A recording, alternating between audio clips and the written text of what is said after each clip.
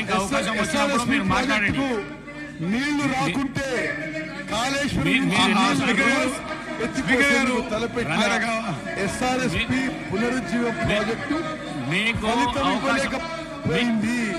సభలో ఎల్లంపల్లి నుంచి మీకు అవకాశం వచ్చినప్పుడు మాట్లాడండి. వివిధ దశల్లో లిఫ్ట్ చేసి ఈ ప్రాజెక్ట్ దయచేసి పల్లా రాజేశ్వర రెడ్డి గారు, తన్నీర్ హరీష్ రావు గారు, మీకు అవకాశం వచ్చినప్పుడు మీరు మాట్లాడండి. సభను డిస్టర్బ్ చేయకండి. జరిగిన అనర్థాలు సభను డిస్టర్బ్ చేయకండి. గోదావరి నుంచి ఏటా సముద్రం వైపు సభను డిస్టర్బ్ చేయకండి. సభను డిస్టర్బ్ చేయకండి. మళ్లించాలని లక్ష్యంతో స్పీకర్ ఉమ్మడి రాష్ట్రంలో జలయజ్ఞంలో భాగంగా doctor B R Ambedkar Pranahita dam, Sujala Sravanthi dam, ఆనాటి ఎల్లంపల్లి ప్రాజెక్టులు ప్రాజెక్టుల ద్వారా ఆదిలాబాద్ జిల్లా ఇచ్చిన గోదావరి నీళ్లనే గత ప్రభుత్వం కాళేశ్వరం నీళ్లుగా ప్రచారం చేసుకుంది.